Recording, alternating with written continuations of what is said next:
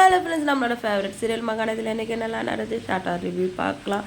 விஜய் வந்து வெண்ணிலா விட விஷயம் தெரிஞ்சவனே ரொம்ப எமோஷ்னலாக ஆகிட்டாரு. இப்போ அஜய் கிட்டே கேட்குறாரு, ஹோமில் போய் தேடணும்னு உனக்கு எப்படி தோணுச்சு? யாராவது வந்து மிஸ் ஆகியிருக்காங்க அப்படின்னா தானே ஹோமில் போய் தேடணும் அப்படின்னு தெரியும். அப்போ வெண்ணிலா போன கார் ஆக்சிடென்ட் ஆச்சுன்னு உங்களுக்கு எப்படி தெரியும் அப்படின்னு சொல்லவும் அஜய் வந்து என்னென்னமோ சொல்லி சமாளிக்கிறாரு. வாங்கி இருந்துட்டு இதுக்கும் அஜய்க்கும் எந்த விஷயம் சம்மந்தமும் இல்லை அப்படின்னு சொல்லிட்டு சொல்கிறாங்க. அன்றைக்கி காவேரிக்காரன் ஏதோ சர்ப்ரைஸ் கிஃப்ட் கொடுக்குறேன்னு கூட்டிகிட்டு போனல, அதுலேருந்து தான் வந்து காவேரி சரியில்லை, ரொம்பவே வந்து அப்செட்டாக இருந்தா. இப்போ தான் எனக்கு புரியுது, உங்களுக்கு நல்லது பண்ணணும்னு நினச்சிருந்தா நீங்கள் என்கிட்ட தானே வந்து சொல்லியிருக்கணும், எதுக்காக காவேரி கிட்டே சொல்கிறீங்க அப்படின்னு கேட்கவும், ஆமாம் அவளை டென்ஷன் பண்ணி பார்க்கணுன்னு தோணுச்சு, அதனால தான் அப்படி பண்ணணும்னு சொல்கிறாங்கன்னு சொல்கிறாங்க.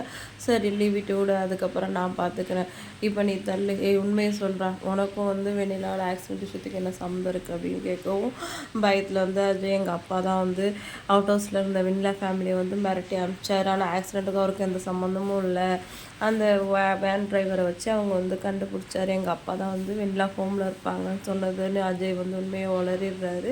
விஜய் கேட்டவுடனே ரொம்ப அப்செட் ஆகிடுறாரு. எல்லாம் நடந்தப்புறமா ஒரு காவேரியை திரும்பி பார்த்து ஒரு வார்த்தை கூட பேசல. வெண்ணிலா கிட்டே போயிட்டு எல்லாமே சரியாயிடும் வெண்ணிலா, இதுக்கப்புறம் எல்லாமே நான் பார்த்துக்கிறேன் அப்படின்னு சொல்லிட்டு வெண்ணிலாவை கூட்டிக்கிட்டு வெளியில் போயிடுறாரு.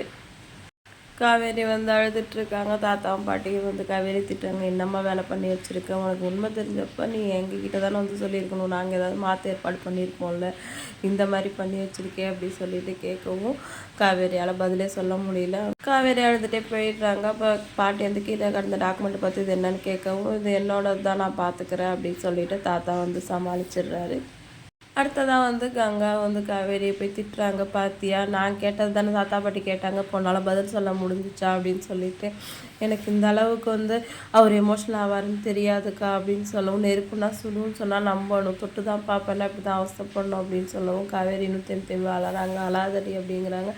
அம்மா கிட்ட இந்த விஷயத்த நீ தாக்கா அப்படியே பேசி புரிய வைக்கணும் அப்படின்னு சொல்லவும், ஆமாண்டி ஆளாளுக்கு என்ன சாவடிங்க சொல்லிவிட்டு அம்மா சொல்கிறதுக்கான மாதிரி தானே நீயும் அவளும் மாற்றி மாற்றி பண்ணிகிட்ருக்கீங்க, சரி விட அழாமல் வந்து விஜயே வந்து உங்ககிட்ட பேசுவாருன்னு எதிர்பார்க்காம நீயே போய் அவர்கிட்ட பேசு அப்படின்னு சொல்கிறாங்க.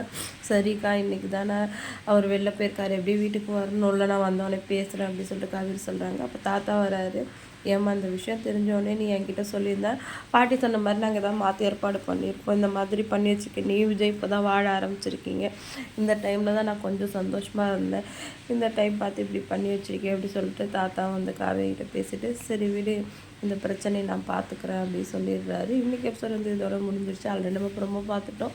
விஜய் அவர் மனசில் இருக்கிறத வந்து சொல்லிட்டாரு. இதுக்கப்புறம் வந்து சதியெல்லாம் தாண்டி எப்படி காவேரி விஜய் ஒன்று சேர்றாங்க அப்படி வெயிட் பண்ணி பார்க்கலாம். வீடியோ செலக்ட் பண்ணிக்கோங்க, இன்னொரு வீடியோலாம் மீட் பண்ணலாம். டாடா பாய்.